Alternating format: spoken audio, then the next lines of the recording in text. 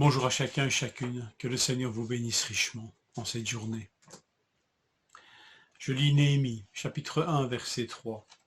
Ils me répondirent, ceux qui sont restés de la captivité sont là dans la province, au comble du malheur et de l'opprobre. Les murailles de Jérusalem sont en ruine et ses portes sont consumées par le feu.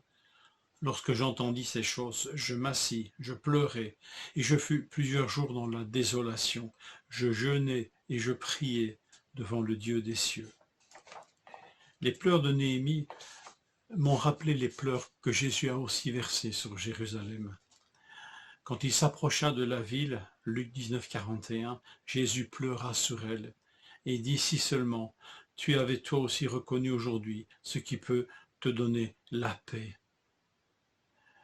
Et le Seigneur annonce la destruction et il va dire ils te détruiront toi et tes enfants, verset 44, et ils ne laisseront pas en toi pierre sur pierre parce que tu n'as pas reconnu le jour ou le moment où tu as été visité. Ne pas reconnaître le jour où on a été visité. Voilà le grand malheur de Jérusalem. Et Jésus le dit en pleurant. Et quelle leçon! Néhémie, dans son palais et dans sa haute fonction, n'a pas oublié ses attachements.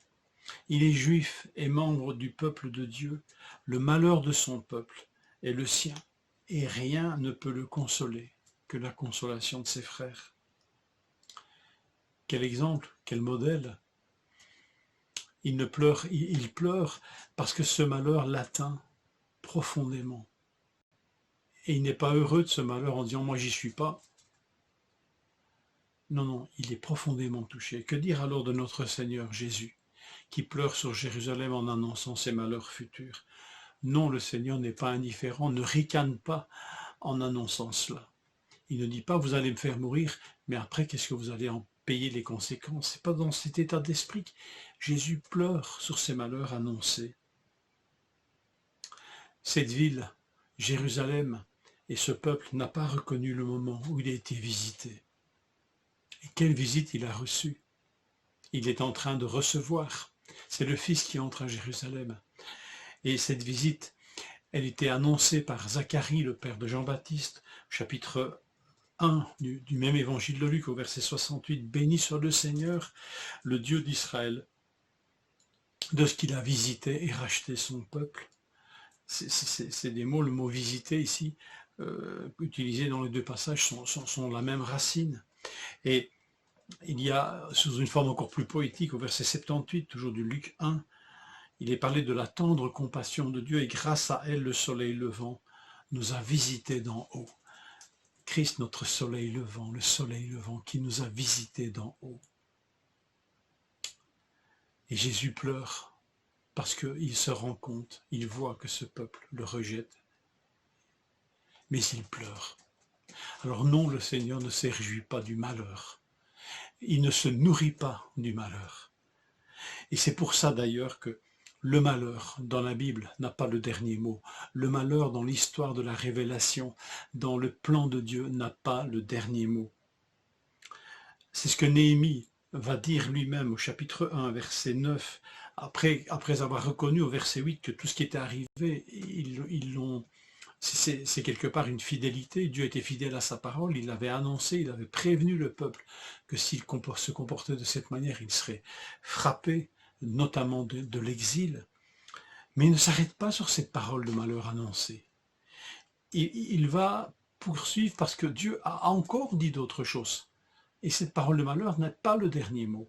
Faisons bien attention que pour nous, dans notre lecture, nous nous arrêtions sur les menaces et sur les malheurs annoncés, alors qu'ils n'ont pas le dernier mot, et ils n'ont jamais le dernier mot. Le verset 9 nous dit ceci, « Si vous revenez à moi, et si vous observez mes commandements et les mettez en pratique, alors quand vous seriez exilés à l'extrémité du ciel, de là je vous rassemblerai, je vous ramènerai dans le lieu que j'ai choisi pour y faire résider mon nom. » En fait, ici, Néhémie cite plusieurs passages de l'Ancien Testament, et notamment Deutéronome 4, 27 à 31, où vous voyez cette menace, cette parole de malheur annoncée si Israël est infidèle, mais aussi cette parole de promesse qui est la dernière. C'est pas la parole du malheur, encore une fois, qui est la dernière. Et au verset 29, c'est de là, de cet exil, que tu chercheras l'Éternel, ton Dieu, et que tu le trouveras, si tu le cherches de tout ton cœur et de toute ton âme. Au sein de ta détresse, toutes ces choses t'arriveront. Alors, dans la suite des temps, tu retourneras à l'Éternel, ton Dieu, et tu écouteras sa voix, car l'Éternel, ton Dieu, est un Dieu de miséricorde, qui ne t'abandonnera pas, ne te détruira pas, et n'oubliera pas l'alliance de tes pères, qu'il leur a jurée. Là, dans le malheur, le peuple écoutera. Parfois, on est capable d'écouter certaines choses que dans des situations difficiles. Dieu ne peut nous parler que dans de telles situations. Mais cette situation n'est pas le dernier mot, n'est pas la dernière situation. Dieu répondra et relèvera et ramènera parce qu'il est un Dieu de miséricorde.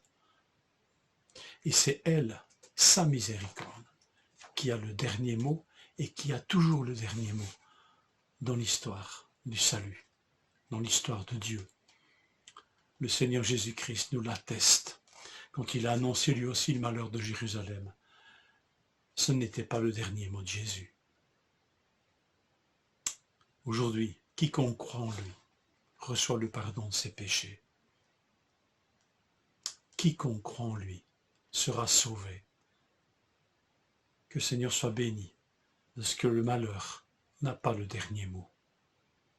Que le Seigneur nous encourage par cette parole, qu'il nous visite et nous fortifie.